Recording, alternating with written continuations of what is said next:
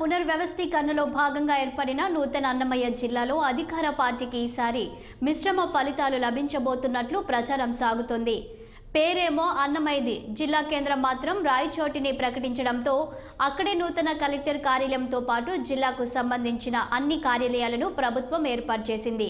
కార్యాలయాలన్నీ అక్కడే ఏర్పాటు కావడంతో ఇటు రాజంపేట అటు రైల్వే కోడూరు నియోజకవర్గంలో తీవ్ర ప్రజా వ్యతిరేకత ఏర్పడింది. ఓవరాల్గా అన్నమయ్య జిల్లాలోని 3 ప్రాంతాలకు సంబంధించిన వ్యవహారంపై మా ప్రతినిధి శ్రీకాంత్ మరింత సమాచారం అందిస్తారు.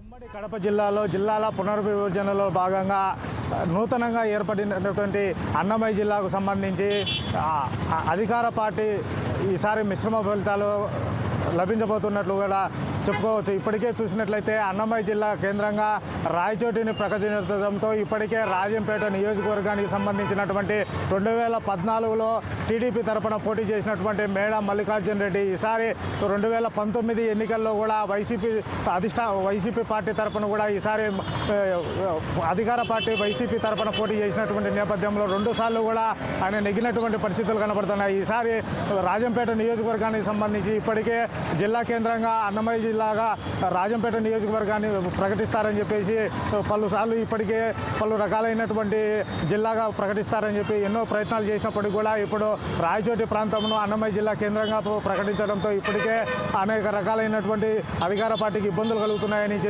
చెప్పుకోవచ్చు. ఇప్పటికే చూసుకున్నట్లయితే మేడా మల్లికార్జున రెడ్డి గతంలో ఏదైతే అన్నమయ్య జిల్లాను రాజంపేట నియోజకవర్గానికి ప్రకటించాలని చెప్పేసి పలు రకాలైనటువంటి నిరసన కార్యక్రమాలు కావచ్చు, ప్రతి ఒక్క కార్యక్రమాలు నిర్వహించిన అనంతరం కూడా ఇప్పుడు జిల్లా కేంద్రం వచ్చేసి రాయచోటిలో కేంద్రము ప్రకటించి అదేవిధంగా అక్కడ నూతన కలెక్టరేట్ కార్యాలయంతో పాటు పలు రకాల కార్యాలయాలను కూడా అక్కడి నుంచే సేవలు అందించే దిశగా అడుగులు వేస్తున్నటువంటి రాష్ట్ర ప్రభుత్వము ఇప్పుడు అధికార పార్టీకి సంబంధించినటువంటి నేపథ్యంలో ఇప్పుడు రాజంపేట నియోజకవర్గానికి సంబంధించినటువంటి ప్రజలు కావచ్చు, అదేవిధంగా రైల్వే కోడూరు సంబంధించినటువంటి ప్రజలు కావచ్చు, పూర్తి స్థాయిలో కూడా ఒకంత అన్నమయ్య జిల్లాకు సంబంధించి ఏదైతే తిరుపతి దగ్గరలో ఉన్నటువంటి రాజంపేట ప్రాంతాన్ని రైల్వే కోడూరు ప్రాంతానికి దగ్గరలోగా అన్నమయ్య జిల్లా కేంద్రంలో ప్రకటిస్తారని చెప్పేసి గతంలో భావించినటువంటి ప్రజలు ఈసారి అధికార పార్టీ ఏదైతే రాజంపేటను ప్రకటించడంతో ఇప్పటికి ప్రజలు ఒకంత అధికార పార్టీ వైపు మొగ్గు చూపినటువంటి పరిస్థితులు అక్కడ కనబడుతున్నాయని చెప్పేసి ప్రజలు వాపుతున్నటువంటి విధానంగా కనబడుతుంది. ఇప్పటికే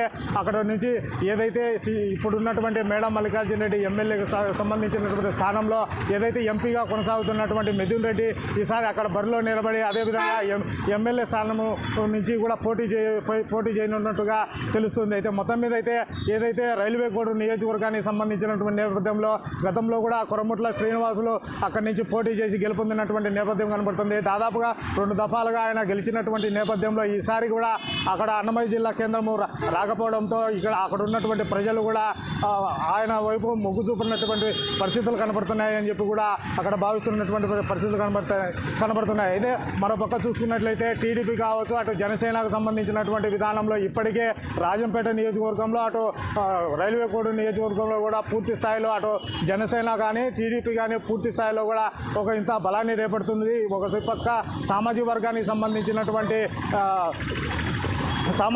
సంబంధించినటువంటి నాయకులు కూడా పూర్తి స్థాయిలో ఈసారి జనసేనకే ఎక్కువగా మద్దతు తెలుపుతున్నట్టుగా కూడా భావిస్తుంది. అయితే ఈసారి అధికార పార్టీకి సంబంధించినటువంటి పూర్తి స్థాయిలో నాయకులు కూడా ఒకంతగా ఇప్పటికే అక్కడ గెలుపు ఏ విధమైనటువంటి ధోరణిలో వెళ్ళాలి, ఎట్లా ప్రజల్లో మమేకం కావాలి, ఇప్పటికే మనం అన్నమయ్య జిల్లాను రాయచోటికి తరలించినాం కాబట్టి ఇక్కడ ఉన్నటువంటి రాజకీయ సమీకరణలు ఏ విధంగా చేయాలి, ఎట్లా గెలుచుకోవాలనే దిశగా కూడా అధికార పార్టీ యోచిస్తున్నట్లు కూడా తెలుస్తుంది. అయితే మరోపక్క చూసినట్లయితే రాయచోటికి సంబంధించిన నేపథ్యంలో ఇప్పటికే ప్రభుత్వ చీఫ్ విప్ అయినటువంటి గడికోట శ్రీకాంత్ రెడ్డి ఇప్పటికే పూర్తి స్థాయిలో కూడా క్లీన్ చిట్గా వ్యవహరిస్తూ అధికార పార్టీకి సంబంధించినటువంటి పూర్తి స్థాయిలో సంక్షేమ పథకాలు ప్రజల వరకు తీసుకువెళ్తూ అదేవిధంగా ప్రజా యొక్క సమస్యలను కూడా ఇప్పటికే పరిష్కరిస్తూ ముందడుగు వేస్తున్నటువంటి నేపథ్యంలో గడికోట శ్రీకాంత్ రెడ్డి కూడా పూర్తి స్థాయిలో రాయచోటికి సంబంధించిన పూర్తి స్థాయితము ముస్లిం మైనార్టీ ఓట్లతో పాటు ఇతర సామాజిక వర్గాలకు సంబంధించినటువంటి ఓటు బ్యాంకింగ్ కూడా చేదక్కించుకునేందుకు పూర్తి స్థాయిలో కృషి చేస్తున్నట్టుగా మనం చెప్పుకోవచ్చు. అయితే మొత్తం మీద